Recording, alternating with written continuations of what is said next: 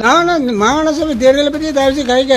ஏன்னா தேர்தல் வந்தா நாங்கள் ஒரு ஆளை நியமிப்போம். அதுவரையில ஏன் பிரச்சனை? அதே தெரியும், மக்கள் உரிய மக்களுக்கு தேவையில்லாத எதிர்பார்ப்பை நீங்க கிரியேட் பண்ண வேணாம். வெற்றிடமாகும் பதவிகள் மத்திய செயற்குழுவினால் நிரப்பப்படும். பொதுச் செயலாளர் பதவி சத்தியலிங்கத்தில் ராஜினாமாவோடு வெற்றிடமானது. அவை பொதுச்சபை அந்த பேச்சு அங்கே இடம் இல்லை. மத்திய செயற்குழு நியமிக்கும், அவ்வாறு தான் செய்யப்படும். இது பொதுச்சபையில் அங்கீகரிக்கப்பட வேண்டும் என்றோ அல்லது பொதுச்சபை தான் நியமிக்கப்பட வேண்டும் என்றோ ஜாப்பில் எந்த இடத்துலையும் இல்லை. அவர் அப்படியே சொல்லிக் கொண்டிருந்தா நான் ஒன்றும் செய்யலாது. ஒரு காலமும் நாங்கள் குழப்பவே இல்லை. 7 பேர் நியமித்தது உண்டு. அந்த புது யாப்பு அவர்கள் அரசாங்கம் முன்வைக்கட்டும், பேசுவோம் என்று தான் சொன்னதே தவிர சரிதானே. அவர் ஏற்கனவே அன்றைக்கு ஒரு கருத்து சொல்லியிருக்காரு, நியாயமான கருத்து. ஒவ்வொரு தரம் தேர்தலில் எங்களுடைய ஒரு செயல்பாட்டுக்கும் இந்த தேர்தல் ஆணையம் தேர்தல் ஆணையம் சரி, அது வழியாக அது அந்த பிரச்சனை இருக்கு. வந்தா கதைப்போம். இப்போ ஏன் தயவு செய்து நீங்க பேரை கேப்பிய ஓமண்டா ஆரை பொருள் அடிச்சு கேப்பிய. இப்போ இது நான் ஒரு ஆளை சொல்ல அவருக்கு பேருந்து இப்படி ஒரு நடக்கு பார்த்தேன். அபிப்பிராயம் உண்மையாற்ற அபிப்பிராயம் கேட்ட கட்சி போடும் ஒரு ஆள். வணக்கம். கடந்த 2 நாட்களாக எங்களுடைய உள்ளூராட்சி சபையினுடைய தவிசாளர்கள் உபதவிசாளர்கள் நியமனம் தொடர்பில் குறிப்பாக கிளிநொச்சி மாவட்ட கரைச்சி மற்றும் பூனரி பிரதேச சபையினுடைய நேரடி தெரிவுகள் சம்பந்தமான விடயங்கள் சம்பந்தமாக சில கருத்துக்கள் தெரிவிக்கப்படுகின்றன. அது சம்பந்தமாக தெளிவுபடுத்த வேண்டிய தேவை கட்டாயம் கட்சி தலைவர் என்ற முறையில் எனக்கு இருக்கிறது. முதலிலே ஒன்றை தெளிவுபடுத்த விரும்புகின்றேன். கிளிநொச்சி மாவட்ட விடயங்களிலே சில இணக்கப்பாடுகள் நாங்கள் எட்ட வேண்டியிருந்தது. அந்த இணக்கப்பாட்டை ஆரம்ப காலத்தில் குறிப்பாக வேட்புமனு தாக்கலில் இருந்து நானே கையாண்டு கிளிநொச்சி மன்னார் என்று இல்லாமல் அலைஞ்சு இரவு திரிஞ்சு செய்தவன் நான் தான். இப்பொழுதும் தேர்தல் முடிந்து பாராளுமன்ற உறுப்பினர் ஸ்ரீதரன் கிளிநொச்சி மாவட்ட கிளையினுடைய தீர்மானம் என்று சொல்லி 2 கரைச்சி பிரதேச சபைக்கும் மற்ற தெரிவுகளை சமர்ப்பித்திருந்தார். அந்த உரிய நேரம் அந்த திணைக்களம் அழைத்த போது நான் அதை பொதுச் செயலாளர் சுதந்திரம் குறிப்பெழுதி தேர்தல் ஆணையத்துக்கு தெரியப்படுத்துமாறு வழங்கியிருந்தேன். அதை அவர் ஒப்புக்கொண்டு அவர் பெற்றுக்கொண்டார். ஆனால் இடையிலே ஒரு பேட்டி திரு ஸ்ரீதரன் அவர்கள் சுதந்திரன் அவர்களை செயலாளராக நான் ஏற்றுக்கொள்ளவில்லை என்ற ஒரு கருத்து தெரிவித்த போது அது யாருக்குமே ஒரு அசௌகரியம் ஏற்பட்டிருக்கும். அந்த வகையில் சுதந்திரன் அவர்களுக்கும் அது அசௌகரியமாக இருந்தது. ஆகவே அவர் என்னோடு தொடர்பு கொண்டு இவ்வாறு கட்சித்தல பொதுச் செயலாளராக இருக்கிறதை அங்கீகரிக்கவில்லை என்று அப்பொழுது நான் கையெழுத்து வைக்க முடியும் என்று என்னுடைய கேட்டார்கள்.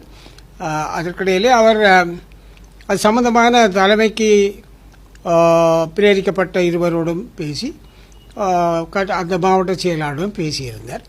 நான் பேச சொன்னேன், நீங்கள் பேசுங்கள்னு சொன்னேன். ஆனால் அதுக்கு பிறகு அவருக்கு நான் சொன்னேன், கட்சியினுடைய செயலாளர் சுதந்திரன் தான். ஆக எங்களுக்கு ஒரு பொறுப்பு இருக்கு.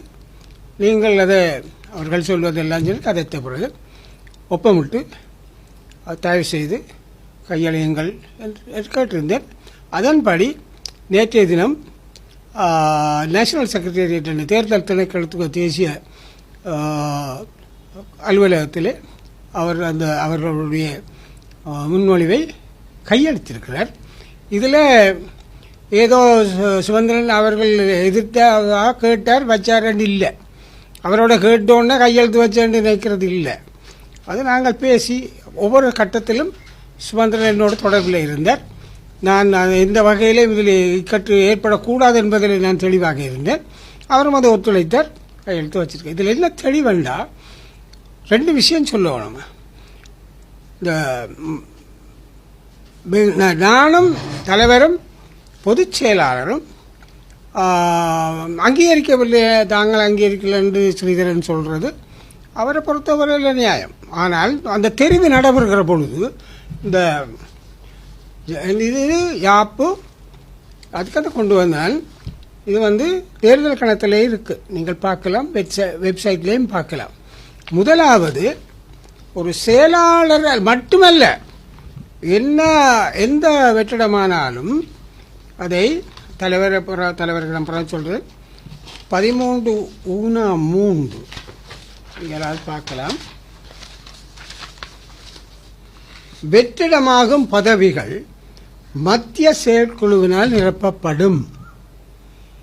பொதுச் செயலாளர் பதவி சத்தியலிங்கத்தின் ராஜினாமாவோடு வெற்றிடமானது. அவை பொதுச்சபை அந்த பேச்சு அங்களிடம் இல்லை, மத்திய செயற்குழு நியமிக்கும். அவ்வாறு தான் செய்யப்படும். இது பொதுச்சபையில் அங்கீகரிக்கப்பட வேண்டும் என்றோ அல்லது பொதுச்சபை தான் நியமிக்கப்பட வேண்டும் என்றோ ஜாப்பில் எந்த இடத்துலையும் இல்லை. அப்போ அவர் தான் பொதுச் செயலாளர். அது மட்டுமல்ல, தலைவரை பொறுத்தவரையிலையும் விதி 9(3) ஏன்னா தலைவர் பதவி வெற்றிடமானால் உபதலைவர் ஒருவரை எஞ்சிய காலத்துக்கு தலைவராக பணியாற்றுமாறு மத்திய செயற்குழு நியமிக்கும். இது மத்திய செயற்குழுவுடைய அதிகாரம். இது பொதுச்சபை எண்ணாக வர வேண்டும். இந்த ஜாப்பில் எந்த இடத்துலையும் கிடையாது. ஆனால் இதில் பொதுச் செயலாளர் 10 நாங்கள் 2 பேரும் போடுறதுக்கு இப்போ காரணங்கள் இருக்குது. ஆனால் இந்த விடயங்கள் அனுப்பி தீர்மானம் சட்டபூர்வமானது, விதிபூர்வமானது. இது தேர்தல் ஆணையத்துக்கு அனுப்பப்பட்டு தேர்தல் ஆணையம் அதனுடைய கடிதம் 11(3)2025 தேதிய கடிதத்தின்படி இலங்கை தமிழரசு கட்சியின் புதிய செயலாளர் மற்றும் பதில் கடமை தலைவரை நியமித்தல். பதில் கடமை என்று யாப்பில் இல்லாவிட்டால் நான் தெளிவாக பதில் கடமை என்று அனுப்பினார். அப்படியே இருக்கட்டும். மேற்படி விடயம் தொடர்பில் தாங்கள் தேர்தல் ஆணையக்குழு சமர்ப்பித்த 31/12 மற்றும் 16/2/24 தேதிய கடிதங்கள் தொடர்பானது. அந்த கடிதத்திற்கு அமைய தங்களது கட்சியின் செயலாளர் பதவிக்கு திரு M.A. சுதந்திரன் அவர்களை நியமித்தல் மற்றும் கட்சியில் பதில் கடமை புரியும் தலைவராக CVK சிவஞானம் அவர்கள் நியமிப்பை தேர்தல் ஆணைக்குழு ஏற்றுக்கொண்டுள்ளது என்பதை அறிய தருகிறேன். அவ்வாறே புதிய பதவியில் கொண்ட உத்தியோகத்தர் குழுவை துரிதமாக அது ஆணைக்குழு ஆட்சிப்படுத்த வேண்டும். இது தேர்தல் குழுவாலே கொள்ளப்பட்டது. யாரும் கேள்விக்குட்படுத்த முடியாது. அப்போ பொதுச் செயலாளர் என்றதை கேள்விப்படுத்தி நாங்கள் அந்த செயலாளர் தெரிவின் போது ஸ்ரீதரன் அவர்கள் தான் இதில் உடன்படையில் என்று சொன்னது உண்மை. அது சரி, அவர் அந்த மத்திய குழுவிலே சொன்னவர் சொல்லலாம். ஒரு 10 பேர் ஒரு சபையில் இருக்கிறார் என்றால் ஜனநாயகப்படி 6 பேர் 7 பேர் ஆதரிக்கிற பொழுது 2 பேர் எதிர்க்கலாம். அதுக்காக நான் 2 பேர் எதிர்க்கிறேன் அல்ல 3 பேர் எதிர்க்கிறோன்றதுக்காக அந்த தெரிவு பிழையை ஏற்றுக்கொள்ள முடியாதுன்னு சொல்ல முடியாது. அது அந்த தெரிவு, அந்த நியமனம் சட்டபூர்வமானது என்பதை கேள்விக்குட்படுத்தப்பட முடியாது என்பதையும் நான் சொல்லி வைக்க விரும்புகிறேன். இந்த மக்கள் ஒரு மயக்கம் இருக்க பார்க்கறது. பல பேர் என்ன கேட்டார்கள். இல்லை, எல்லாமே ஜாப்பின்படியும் ஏற்பாடு விதிகளின்படியும் ஆணைக்குழுவின் அங்கீகாரத்தின் படியும் தான் இந்த நியமனங்கள் நடைபெறுகிறது. ஆனால் கரைச்சி 2ம் நான் சுதந்திரம் ஒவ்வொரு நடவடிக்கையும் எனக்கு சொல்லிக் கொண்டதான். கடைசியாக நேஷனல் செக்ரட்டரி போகிற பொழுதும் எனக்கு சொன்னால் நான் நேஷனல் செக்ரட்டரி போய் கொடுக்குறேன், அவர் இன்றைக்கு வெளியில் போகிறபடியா கொடுத்த பிறகும் எனக்கு சொன்னால் நான் ஏற்கனவே கையாளிட்டேன். அப்போ நாங்கள் கூட்டாக கட்சி தலைவர் இணக்கப்பட்டோடு தான் செயல்படுறோம். அவர் சும்மா கேட்டு போட்டு காய்ச்சி போட்டு கையெழுத்து வச்சான்னு இல்லை. அது அப்படி நீங்கள் வச்சு அனுப்புறதான் பொருத்தமானது என்று சொன்னது நான் ஏற்கனவே பல விஷயங்கள் அவ்வாறு தான் கையாண்டிருக்கிறேன். அந்த விஷயத்தை மக்களுக்கும் ஊடகங்களும் சிலதுகள் இப்படி லைட்டை இப்படி மறைச்சா சிவஞானத்தை மறைக்கலாம் என்று நினைக்கிறதும் இருக்குது. அதை பற்றி எனக்கு கவலை கிடையாது. நான் தான் இருக்க மாட்டேன். எத்தனை நாள் என்றாலும் நான் தான் இருப்பேன். நான் ஏற்கனவே சொன்னான் தானே, நான் முதல்வன் படத்தின் அர்ஜுனன். ஆனால் இப்போ அர்ஜுனும் இன்னும் தெரியல. அது வேறு. 2வது முக்கியமான ஒரு விஷயம், அதுக்காக நான் இங்கே வந்தேன். அதாவது இப்போ உங்களுக்கு தெரியும், ஏற்கனவே தமிழரசு கட்சி ஏனைய கட்சிகளோடு குறிப்பாக டிடிஎன்ஏயோடு நாங்கள் பேசியிருக்கிறோம். அவர்கள் சில கோரிக்கையை வைக்கிறார்கள். அது அவர்கள் உரிமை. பேச்சுவார்த்தையில் எல்லா கோரிக்கைகள் வைக்கிறது அது எந்த பிழையும் கிடையாது. நாங்களும் போனால் சில கோரிக்கைகளை வைக்கிறது ஒரு இயல்பானது. அப்போ அதில் அவர்கள் குறிப்பாக யாழ்ப்பாணம் மாவட்டத்தை பொறுத்தவரையில் தங்களுக்கும் சில சபைகளை நிர்வாகம் தந்தால் பொருத்தமாக இருக்கும் என்று கேட்டார்கள். குறிப்பாக அந்த 3 சபைகள் மானிப்பாய், வலிகிழக்கு மற்றும் சபகச்சேரி. நான் உடனடியாகவே எங்களுக்குள்ளேயே அந்த வலிகிழக்கு பிரதேச சபை சம்பந்தமான சில கலந்துரையாடல்கள் எல்லாம் உண்டு. ஆகவே அதை 11 உறுப்பினர்கள் எங்களுக்கு இருக்கிறார்கள். டிடிஎன்ஏக்கு 5 பேர் தான் இருக்கிறார்கள். பல விடயங்கள் தொடர்பாக இருந்ததாலே அதை நான் நேரடியாகவே அது சாத்தியமில்லை என்று தெரிவித்திருக்கிறேன். மற்ற இணையை பற்றி பரிசீலிக்கலாம் பார்க்கலாம் என்று சொல்லி பொதுச் செயலாளர் சொல்லியிருக்கிறார். அதை கலந்து பேசலாம், வாய்ப்போ இல்லையோ தெரியாது. அது இருக்க நான் இப்போ சொல்ல வரேன், தமிழரசு கட்சி என்ற வரையில் ஒரு சரியோ மக்களால் முதன்மைப்படுத்தப்பட்டு இருக்கின்ற கட்சி என்ற வரையில் அதுக்காக நாங்கள் பெருமைப்பட்டு கொண்டு மற்றவர்களை சிறுமை என்று சொல்ல நான் விரும்பலை. எல்லாரும் கட்சி தான், மக்களுடைய தீர்ப்பு. இப்போ நான் வேண்டுகோள் விடுக்கிறேன், அதுக்காக தான் வந்திருக்கேன். ஒரு பொதுவான ஒரு விண்ணப்பத்தை தமிழ் கட்சிகள் குறிப்பாக நாங்கள் தெளிவாகவே ஆரம்ப முதலே சொல்கிறோம். தேசிய மக்கள் சக்திக்கு எந்த வகையிலும் எந்த விதத்திலும் இந்த வடக்கு கிழக்கில் உள்ள தமிழ் பிரதேச நிர்வாகம், உள்ளூராட்சி நிர்வாகம் சென்றுவிடக்கூடாது என்பதிலே நாங்கள் தெளிவாக இருக்கிறோம். தமிழ் கட்சிகளும் அநேகமாக தெளிவாகத்தான் இருக்கிறீர்கள். அவை இப்பொழுது இந்த இலக்கை இந்த எண்ணப்பாட்டை நிறைவேற்றுவதற்கு நிபந்தனைகள் இல்லாமல் இந்த தெரிவுகளை நடாத்தி முடிப்பதற்கும் எங்களுக்கு ஆதரவு தர வேண்டும் என்றும் தொடர்ந்து நாங்கள் பேசி ஒரு பொது நிலைப்பாட்டுக்கு வரக்கூடிய ஒழுங்குகளை தமிழரசு கட்சி நாங்கள் முன்னின்று செய்வோம், உங்களோடு சேர்ந்து செய்வோம். ஏனென்றால் ஏற்கனவே நான் பதித்தலைவராக தெரிவு செய்யப்பட்ட முதல் நான் செய்த பணி ஜனநாயக தேசிய கூட்டணி தலைவர்களை சந்தித்து ஒரு ஒற்றுமைக்கான முயற்சி எடுத்தது தான். அது சரக்கி போனதற்கு பல காரணங்கள் இருக்கலாம், அதை நாங்கள் விவாதிக்க விரும்பவில்லை. அது எல்லாரும், நான் எந்த கட்சி என்று பேர் சொல்லல, தமிழ் தேசியத்தை நேசிக்கிற கட்சிகள், தமிழை நேசிக்கிற கட்சிகள், இனத்தை நேசிக்கிற கட்சிகள், இனம் தனித்து நிற்க வேண்டும் என்று நினைக்கிற கட்சிகள் இங்கே எல்லாரும் இருக்கிறார்கள் தேசிய கட்சியை விட. ஆகவே எங்களுடைய பணிவான வேண்டுகோள், தயவு செய்து வேறுபாடுகள் எல்லாம் இருக்கலாம், அல்லது சில இடங்களில் சில கோரிக்கைகள் இருக்கலாம், அதுகளை கடந்து தமிழரசு கட்சிக்கு முரண்பாடு இல்லாமல் இந்த தேர்தலிலே எங்களுடைய தலைவர் தெரிவு செய்வதற்கான அவர் தெரிவு செய்யப்பட்டவர் தனியாக தமிழரசு கட்சி சார்ந்தவராக இருக்க மாட்டார். எல்லோருடைய ஒரு தமிழ் தலைமைத்துவத்துக்குள்ள ஒரு தவிசாளராகவோ உபதவிசாளராகவோ இருப்பார். அவ்வாறான ஏற்பாடு நாங்கள் செய்வதற்கு ஒத்துழைக்குமாறு பகிரங்கமாக வேண்டுகோள் விடுப்பதுதான் இன்றைய என்னுடைய சந்திப்பின் அடிப்படை நோக்கம். நன்றி. இடையிலான இந்த பேச்சுவார்த்தை, அந்த விவகாரம் சம்பந்தமான பேச்சுவார்த்தையில் வருத்தம் தெரிவிக்க வேண்டும் அல்லது மன்னிப்பு கோர வேண்டும் என்ற நிபந்தனைகள் ஒன்று கிடையாது. அப்படி கிடைக்கணும்னா 5 மாதத்துக்கு முன்னமே வருத்தம் தெரிவிக்கணும், ஊசியத்தோணும், அது ஒன்றும் இல்லை, ஒன்றும் கிடையாது. அவ்வப்போது எழுகின்ற அந்த பிரச்சனையை நான் அவ்வப்போது சூழ்நிலைக்கு ஏற்ப சேர்த்து வைக்கிறேன். வடக்கு மாகாண முதலமைச்சர் வேட்பாளராக சுமந்திரன் போட்டியிட போகிறார். தயவு செய்து மாகாண சபை கதையை கதைக்காது. இது மேசையில இல்லை, அது கேள்விக்கு மறுமொழி தான். இப்போ இந்த விஷயம் நான் இதையும் சொல்கிறேன். சுதந்திரன் இந்த பிரச்சனை வந்தபொழுது, கரைச்சி பிரச்சனை வந்தபொழுது நான் சரிதானே கேட்டேன். அப்போ அந்த பேட்டி வரையில்லை, அது ப்ரோமோ தான் வந்தது. அப்போ நான் என்ன இப்படி சொன்னேன், அவர் சொன்னேன், அண்ணன் அது கேள்விக்கு மறுமொழி, கேள்விக்கு தானே மறுமொழி சொல்லணும், அதோட நான் விட்டுட்டேன். ஆனால் இப்போ நான் இன்னும் சரியாக பார்க்கல, அது கணக்கு பிரச்சனை இருக்குது. இப்போ பொதுச்சபை அங்கீகரிக்க இல்லைன்னு சரிதானே சொல்கிறேன், அது பிள்ளை. பொதுச்சபை அங்கீகரிக்க வேணும்னு எந்த இடத்துல இல்லை, தேர்தல் ஆணைக்குழு அங்கீகரிச்சிட்டு பொதுச்சபை அங்கீகரிக்க தேர்தலுக்கு ஆணைக்குழு அங்கீகரிக்குமோ? அப்போ சில கருத்துக்கள் சிலது தவறாக வழி நடத்தக்கூடும். தொலைவழி நம்பர் குற்றச்சாட்டை முன்வைத்தார் வந்து தமிழரசு கட்சியுடைய கலந்துரையாடல் வந்து தமிழரசு கட்சி தான் அதை குழப்பியது என்ற ஒரு குற்றச்சாட்டை அனுமதி அவர் அப்படியே சொல்லிக் கொண்டிருந்தா நான் ஒன்றும் செய்யலாது. ஒரு காலமும் நாங்கள் குழப்பவே இல்லை. 7 பேர் நியமித்தது உண்டு.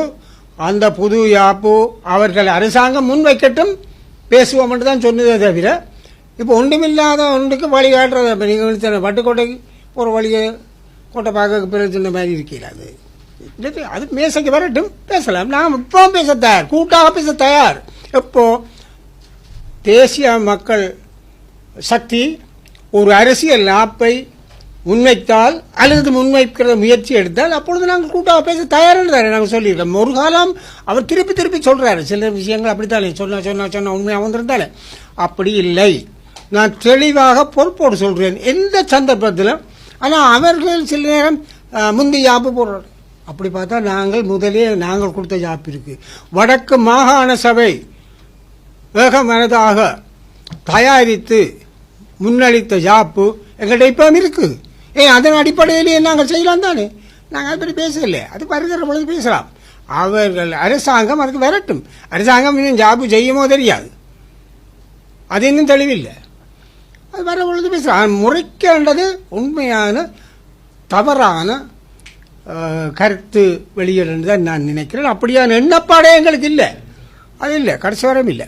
தமிழரசு கட்சி வாக்காளர்களுக்கு மதுபானங்களுக்கு தான் வாக்களிப்பு கொடுத்தவர்களுக்கு தான் தெரியும். இப்போ சில விஷயங்கள் இருக்கு, சாட்சியம் இல்லாத விஷயம் தானே. கொடுத்தவர்களுக்கு கொடுத்தது தெரியும், வாங்கினவருக்கு வாங்கினது தெரியும்.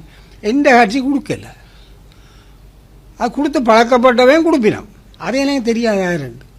நாங்கள் கொடுக்கல, எங்களோட கட்சி கொடுக்கல, அவ்வளோதான் நான் சொல்லலாம். இல்லை இருக்கண்டா அடுதில் கொடுத்தேன்னு சொல்லிடுவேன். ஆளை வச்சு கொடுக்கக்கூடிய ஆக்கள் இவர் தான் தமிழர்னு சொல்லக்கூடிய ஆக்கள் அதுவும் இருக்குது, எனக்கு தெரியும். அதே அப்படி இல்லை, நாங்கள் கொடுக்கல. அது ஏதோ இப்போ டிமாண்ட் நோட்டீஸ் போயிட்டு தானே. சரி, தேசிய மக்கள் கருதான்னு சொல்கிறான்னா நீயும் சொல்கிறான்னா உனக்கும் அவனுக்கு என்ன வித்தியாசம்? அவனோட சேர்ந்து நிற்கலாமே. ஏன் இங்கே சைக்கிளோட யாழ் மாநகர சபையுடைய மேயர் வேட்பாளராக பெண் ஒருவரை தாங்கள் நியமிப்பதற்கான முயற்சிகள் எனக்கு என்ன தெரியும். இந்த முடிவெடுக்கிறது நான் சுதந்திரம் என்று தான் நான் நினைக்கிறேன். எனக்கு தெரியாம நான் என்னோட முன்மொழிகிறது. மாகாண சபை தேர்தல் நடைபெற்றால் நான் மாகாண சபை தேர்தலை பற்றி தவிர்த்து கைக்காய்ங்க. ஏன்னா எனக்குள்ள இது வருமோன்ற டவுட் இருக்கு எனக்கு. வந்தாலும் இந்த வருஷம் நிச்சயமா வராது. இந்த வருஷம் நிச்சயமா மாகாண சபை தேர்தல் வராது. ஏன்னா பட்ஜெட்டில் அதுக்கான ஒதுக்கீடு இல்லை. சரிதானே. அவன் ஏற்கனவே அன்புக்கு ஒரு கருத்து சொல்லியிருக்கு, அது நியாயமான கருத்து. ஒவ்வொரு தரம் தேர்தலில் எங்களுடைய ஒரு செயல்பாட்டுக்கும் இந்த தேர்தல் ஆணையம் தேர்தல் ஆணையம் சரி அதுபடியாக அது அந்த பிரச்சனை இருக்கு. வந்தால் கதைப்போம். இப்போ ஏன் தயவு செய்து நீங்கள் பேரை கேட்பியா ஓமண்டா ஆயிரம் பொருள் நடிச்சு கேட்பியார். இப்போ இது நான் ஒரு ஆளை சொல்ல அவருக்கு பேருந்து இப்படி ஒரு நடக்கு பார்த்தேன். அபிப்பிராயம் உண்மையாட்டு அபிப்பிராயம் கேட்டேன். கட்சி போடும் ஒரு ஆள் தேர்தல் வந்தால் நாங்கள் ஒரு ஆளை நியமிப்போம். அது வரையில ஏன் பிரச்சனை? அது எனக்கு தெரியும். மக்கள் உரிய மக்களுக்கு தேவையில்லாத எதிர்பார்ப்பை நீங்கள் கிரியேட் பண்ண வேணாம். நான் உங்களை சொல்ல இல்லை, எனக்கு தெரியும் யார் கிரியேட் பண்ணுறேன்னு. அது தேவையில்லை. வரட்டுமே. இல்லாத ஒன்றுக்கு நான் ஏற்கனவே சொன்னேன் தானே, கஜேந்திர சொல்கிற மாதிரி தான் இருக்கும். இல்லாத ஒன்றுக்கு ஏனையா பேர் வச்சு கொண்டு திரியிருக்கீங்க. பேருந்து எங்கேயோ உள்ளதை பார்த்தேன். அபிப்பிராய வாக்கெடுப்பு நடத்துது. வர இல்லையே. என்ன ஆறு ஏமாத்துறீர்கள்? ஏன் இந்த வேலை ஒற்றுமையை குலைக்கிற வேலை இருக்கிறத ஸ்மூத்தா போக விடுங்கோ. பேருந்து பார்ப்போம். தயவு செய்து ஊடகங்களுக்கு நான் சொல்லி இல்லாத ஏனையா கிரியேட் பண்றீர்கள். இல்லை வரட்டும். நீ அப்படித்தானே வந்த 2013 வந்து நான் போட்டு நாங்கள் தானே அவரால் போடு அப்படி இதென்ன அந்த வேணுமென்று செய்கிற வேலை 2 ரூபாய் திருச்சி விட்டு. தயவு செய்து உங்களோட விண்ணப்பம் கேளாகும். யாழ் மாநகர சபை முதல்ல போட்டி நிலைமை உருவாகும் என்று எதிர்கூறப்படுகிறது. இவ்வாறான நிலையில இப்ப தேசிய மக்கள் சக்தி ஒரு வாக்கெடுப்பின் போது தமிழரசு கட்சிக்கு ஆதரவு வழங்கினால் அதை நீங்கள் எவ்வாறு பார்க்கிறீர்கள்? நாங்கள் தெளிவாக தேசிய மக்கள் சக்தியிடமோ நிச்சயமாக எந்த ஆதரவும் கோரவில்லை என்பதை இப்பொழுதும் சொல்றேன். அவர்கள் ஆதரவு வழங்கினார், அவர்கள் கையெழுத்து வாங்கினா எனக்கு தெரியும். அதை பற்றி ஆனால் அவர்கள் எனக்கு ஒன்று தெரியும், எனக்கு நிச்சயமாக ஒன்று தெரியும். நான் நினைக்கிறேன் கிட்டத்தட்ட அது 10 நாளுக்கு முன்பாக அவர்கள் கூடி தமிழரசு கட்சியினுடைய வேட்பாளர்களுக்கு ஆதரிப்புதல் என்ற தீர்மானம் எடுத்திருக்கிறார்கள். அது எனக்கு தெரியும். கோர வேண்டிய தேவையில்லை. விரும்பி நான் எந்த கோரிக்கை இதுக்குள்ளே இருக்கு. இபிடிபியும் இருக்கு, காங்கிரஸுக்கும் இருக்கு, சைக்கிளுக்கும் இருக்கு, சங்கக்கும் இருக்கு, எல்லாருக்கும் இருக்கு. நான் அதுதான் இந்த கோரிக்கையை விடுறேன். ஆனால் சும்மா சில நேரம் இந்த என்ன சொல்றது, கொம்பு முளைச்ச மாடியில் ஆனால் என்னோட கொம்பு இருக்கு. நான் கேட்கறது தானே, நான் தலைவர் தானே, கட்சி தலைவர் தானே, கேட்குற பொறுப்பு இருக்கு, உரிமையும் இருக்கு. அப்போ இது கேட்க வேணும், ஆதரவு கேட்க வேணும். அது தமிழ் கட்சி என்றால் இப்படி கொண்டு தான் நாங்கள் மறக்க வேணாம் சொல்ல போகிறோம். அப்படி சொல்ல வேண்டிய அவசியம் இல்லை. அவர்களே தேர்ந்து முடிவெடுப்பார்கள் நான் நம்புகிறேன். செய்வினம் தானே, காசுக்கார அரசாங்கத்தில் இருக்கிறவ எல்லா வசதியும் இருக்கு. அந்த இடத்துல எனக்கு ஒரு நம்பிக்கை இருக்கு. நாங்கள் எல்லாரும் சேர்ந்து எதிர்ப்போம் என்ற நம்பிக்கை எனக்கு தெளிவாக இருக்கு. நாங்கள் எல்லாரும் சேர்ந்து எதிர்ப்போம் என்ற நம்பிக்கை எனக்கு தெளிவாக இருக்கு. அது நடக்கும்.